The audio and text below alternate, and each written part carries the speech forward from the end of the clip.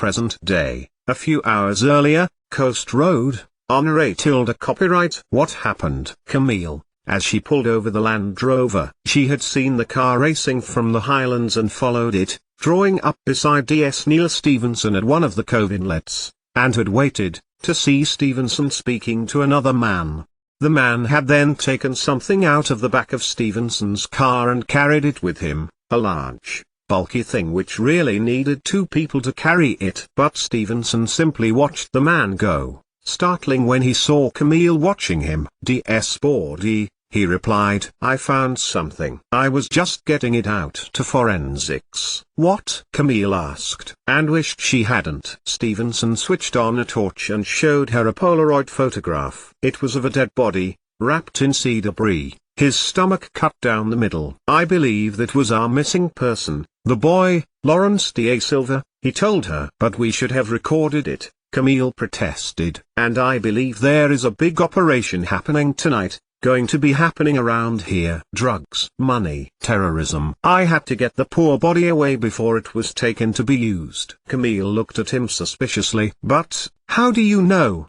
She asked him. Stevenson encouraged her to the boot of his car. I have evidence, much evidence, that could put away many people for a good many years. He swung his torch onto the objects. Seat covers from the boat that took the boy, glass, paperwork for boat shipping, drug cases, a broken bar. Camille looked at Stevenson, recited the evidence he had in the car. She nodded, grudgingly impressed. Then we need to get back to the station. They are evidence, and if, as you say, there is a big operation happening tonight, we need to remove the evidence from here. And there was no time to react. Stevenson grabbed Camille's arms in one of his hands and pulled her towards him, and they stumbled away from the car. Then, Stevenson pulled something from his pocket. Camille recoiled as a ball of flame ripped through the car, and the evidence, the heat of the blast as if it were right by her face. They fell back and Camille scrabbled on the floor, pulling up dirt and throwing it at Stevenson. But it was too late.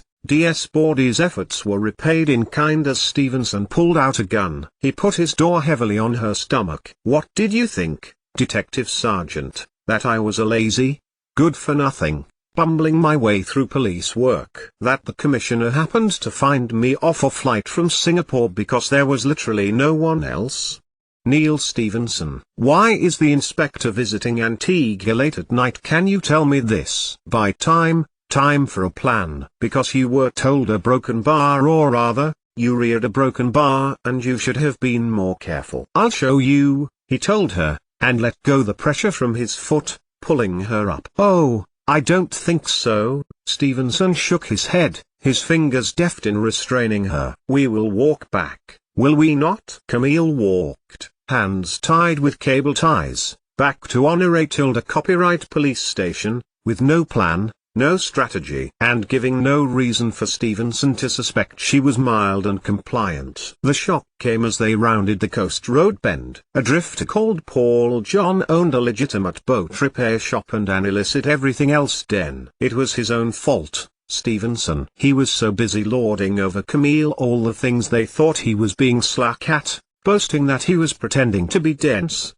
while all the time playing them as fools. That time I spent 3 hours chasing up that parking ticket, he bragged. I was here, doing this, and it was too late. A blade, mounted on a circular frame, was just visible in the dim light of the evening lights of those establishments. Camille pulled away, and turned her hands to it, rubbing at the plastic tiles while ducking at the inevitable shot. 2 quick scrapes and her hands were free, and she roundhouse kicked the gun from Stevenson's hands. Then ran. DS Camille Bawdy had often been known to boast that she knew the streets of Honoré Tilda Copyright at night as well as she did in the day. Certain surfaces, textures, and directions put her ahead of Stevenson, and brought her an advantage. He would get following her, Camille knew. But if she could just get to the police station and Fidel. Camille hissed through one of the side windows. She glanced behind her and saw a lone light wandering roughly in their direction. Fidel was in full flow and she hissed again. And he heard her, At last, but too late. So had D.S. Stevenson. 88,888,888. Fidel Stevenson bundled Camille through one of the slatted panel doors and held her around the neck. "Well, good evening, gentlemen." Neal Stephenson had adopted a sarcastic tone. "Well, aren't you pleased to see me?" Camille wriggled, and Stevenson stepped closer to her, so her movement was now against his own body. "You are the suspect in a murder investigation," Camille managed. Dwayne looked as if he were about to go for the man, when Neal Stephenson cocked the trigger of his pistol. "Am I?" he asked, mock surprise in his voice. "You astonish me. I come back here, with information vital to the murder of Roberta Weymouth, and you accuse me of killing her?" "No, not her. But, while you are here," Camille continued, raising an eyebrow in his direction, "can you tell me what information a lazy, good-for-nothing DS has to share with us?" And for some reason, her eye drifted to D.I. Poole's desk. First drawer down, somewhere at the back. A broken bar instinct told Camille Bordy that something inside the drawer, something near the back, would give her a lot of answers she was looking for. A broken bar. "Don't," Stevenson warned Fidel and Dwayne, the pistol moving towards her shoulder. "I don't want to have to put a bullet through her pretty head." A broken bar in his desk. A broken bar. A broken bar where the model motorbike had been stashed. Where it had come from, no one knew. It rattled. St. Marie coins were inside it. When Camille accidentally knocked the desk the next day, it fell off, and the fuel cap broke from the toy. 2 coins rolled out, and Camille had been unable to reglue it. The coins were a pre-decimal UK sixpence and a 3-penny bit. Dwayne's efforts to reglue it came to naught until he had the bright idea to put the St. Marie and UK coins had gone back where they had been, under the toy hubcap, and they had watched Richard Poole take the toy from his desk the next morning, waiting for their subterfuge to be discovered, only for the inspector to shrug, and pull out a case file. A broken bar. Camille had taken the paper, lodged in the back of Richard's drawer, and read it. Perhaps she shouldn't have, but it made the immediate present entirely comprehensible. This point will become relevant, absolutely vital, to Detective Inspector Richard Poole in the not-too-distant future. For now though, it sat innocuously in his desk, with something else. "But you know the killer?" Camille asked, trying to turn round to address him. "If it's not you?" Stevenson laughed. At first, a slow rumble, then really got into his stride, guffawing madly. He stopped abruptly when he felt Camille test his grip. "Oh, I know Robert Weymouth, I know her very well. But to kill her?" He shook his head. "Someone else did this, Dr. John Gold," Dwayne interrupted, knuckles on his hips. "Very good. A broken bar. How did you work that out with a broken bar? No case board. A broken bar with no D.I. Poole?" He was peering into the corner where the board usually stood, but none was there now. "But, of course, he made a mistake," Stevenson continued. "The woman Roberta Claire Weymouth was not, in fact, his target, as her passport and DNA confirmed." His lip curled. So caught up in his cause, he never realized until too late that the real Roberta was Charlotte Brooke. Fidel interrupted, remembering the deed poll trace. Then, he stabbed into the dark with a conjecture. "She made it look like the Roberta was her, but, no!" exclaimed Stevenson, as if this was the most stupid thing he had ever heard. "That poor unfortunate woman Gold killed was a broken bar collateral. Charlotte, if anyone, killed her by using her name." "Wait, no," Camille replied, trying again to shake off Stevenson. "Charlotte Brooke, if anything, has a broken bar, made up a DNA false trail, falsified a passport, made out this woman was Roberta Weymouth after she died." She wriggled her arm again, loathing that she was so constrained. "She came here with 4 witnesses, people she knew from a long time ago, worked at a law firm, here on holiday. A broken bar. I have never seen the inspector that upset. All of those people's witness statements came through from Guadeloupe, whose police. And it was working." Fidel and Wayne were thinking. "Send their reports through Antigua first." The witness statements must have been tampered with. A broken bar. Camille could feel a tension in her arm. Something was agitating Neal Stephenson. It was working. Emotional people made mistakes. But, that woman, Fidel continued, figuring the ruse, if I phone up Vodafone, if I had done that a fortnight ago and asked for Roberta Weymouth, would I have got her? Yay, you would, Dwayne agreed. Because the woman murdered wasn't Charlotte. But he remained silent, a mute prayer for the passing of their relationship. Because E. Broken Bar, a woman who the DI loves, has changed her name. E. Broken Bar changed her name more than once, Fidel continued, staring pointedly at Camille, willing her to catch on. That woman is Roberta Claire Weymouth, and has a legitimate passport. But the DNA supplied was not of that Roberta Claire Weymouth. The Broken Bar, it is of the Roberta Claire Weymouth who works in the forensics lab. Thank you, people, that is exactly what I needed to know. He released Camille suddenly and strode over to the DI's desk, turning quickly and leveling his pistol. And Camille knew what Richard had been trying to tell her. Once, in his jumble of shock and emotion, it corroborated the notes he had written, that Camille had been very careful to return to his drawer. Noel Svensson, she declared,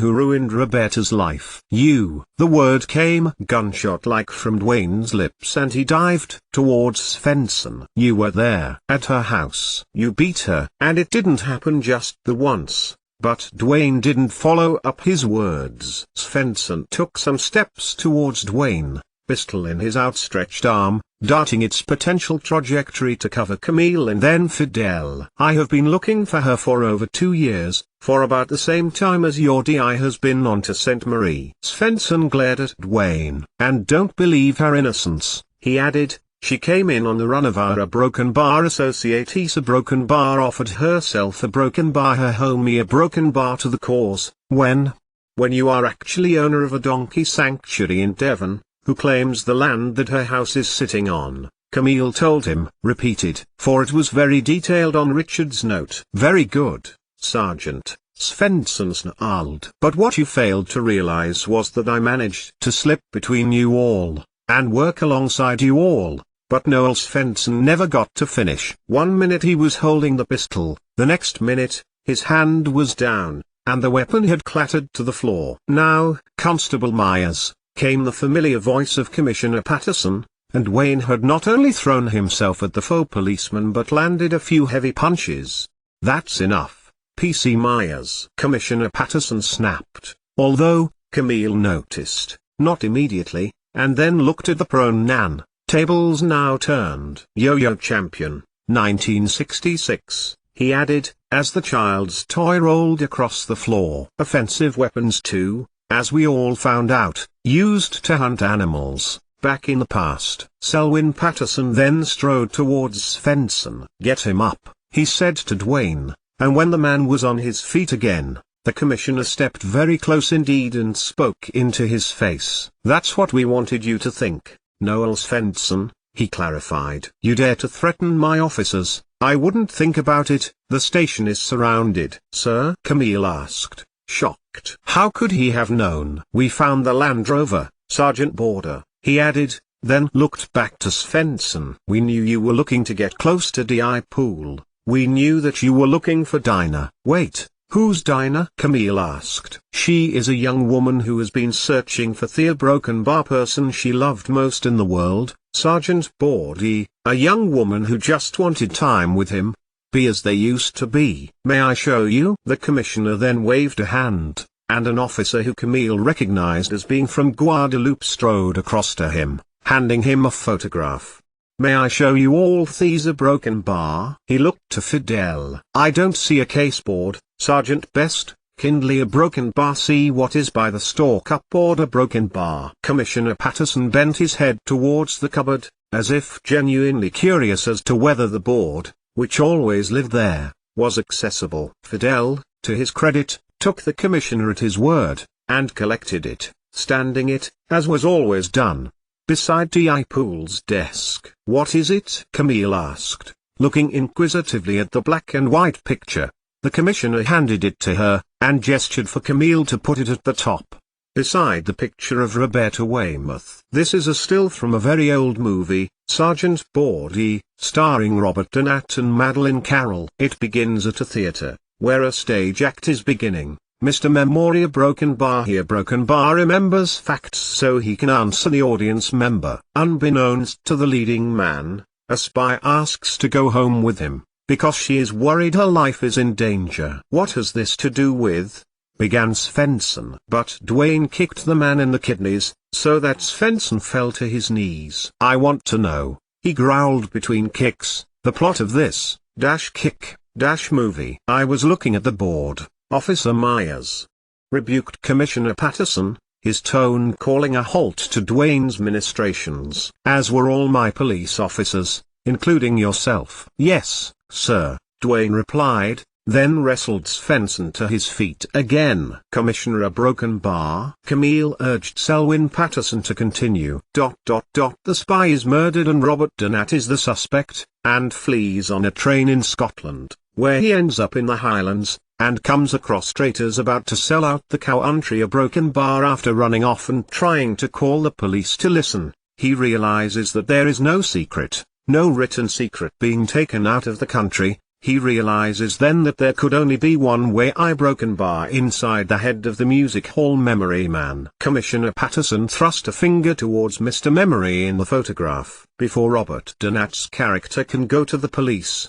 he is shot, fatally, and while dying, is urged by Robert Donat's character to tell the secret to him, which he does, before dying, which is where the movie ends. There was silence for some time. Camille thought, the commissioner really can't tell a story. Dwayne thought, I know someone who had a memory like that. Fidel thought, Scotland is a long way from London. A Broken Bar. Was that show running for all the time? It was Camille who spoke first, who had been appraising the case board. This woman a Broken Bar, this other a better Weymouth a Broken Bar, D.I. Poole's friend a Broken Bar, Dinaha Broken Bar. The commissioner nodded, has a memory like these. A Broken Bar stage act man can memorize a lot of things, detailed, complicated things. That would be of use to his head shot to look at Svensson. Criminal organizations a Broken Bar, hostile governments a Broken Bar. Noel Svensson flinched. A lot of things like the location of files inside a forensics laboratory a Broken Bar. Police reports, crime analysis a Broken Bar. Dinaha Broken Bar. No, Charlotte ...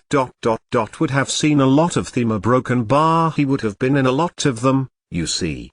The commissioner turned to address the officers in front of him now, and glanced at each one as he surveyed them. So, she was threatened that unless she did what they said, D.I. Richard Poole would die. Is that why D.I. Poole is over at Antigua? Fidel asked. But a more pressing matter was on his mind. No, you see, Roberta Weymouth cannot be Charlotte Brooke. He strode back over to the caseboard, and pointed to the victim. The commissioner looked at him, expectantly. Dinah 7, he looked at the commissioner, who nodded his permission, became Roberta Weymouth, happened to choose the same name as the victim. But this wasn't the only name change she made, because after becoming Roberta Weymouth, she came out here, under, he paused, blackmail, to protect here a Broken Bar friend a Broken Bar, and glanced at Dwayne, whose brief nod told Fidel they were remembering the same conclusion they had reached together. And became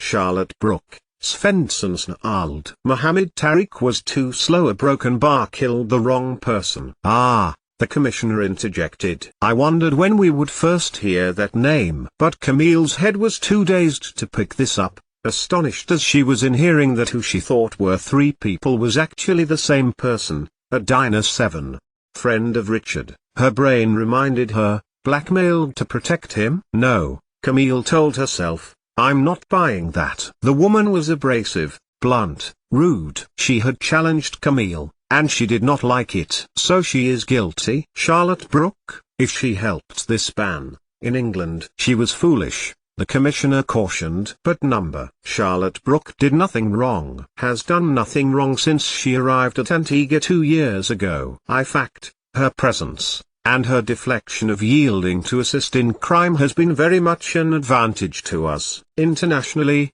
he added, our little island has shown the world what is possible. How very convenient, snapped Camille. What about her involvement by letting her cottage to him? Because this man, she stabbed a finger towards Noel Svensson, I caught destroying evidence, a broken bar, a dead body, a broken bar. Charlotte must have known all about it. She looked to Commissioner Patterson, who dipped his head. We go to Antigua, arrest here, a broken bar, and then she realized, Richard was there already. He must have known all about all of this. Ahead of them all, once again. How much Camille admired him. ...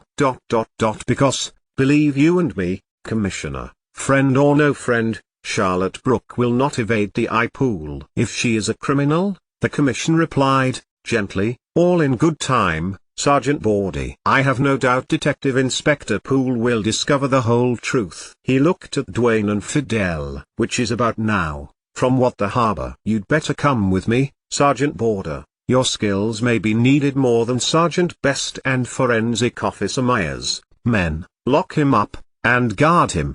Where are we going? Camille asked. She struggled to keep up with Commissioner Patterson's pace down the Honore Tilda Copyright Police Station steps. He stopped mid-flow, and Camille nearly ran into him. It is, as you suggest, an issue born of Antigua. Now, I know you are struggling to find a reason for your belief that Charlotte Brooke is guilty, but you are right. Antigua is where we should be looking. Selwyn Patterson lifted his arm and pointed toward the bay. In the daylight, it would be easy to see where day-tripping ships and boats weighed anchor. Fortunately, Sergeant Bawdy, Antigua is coming to us.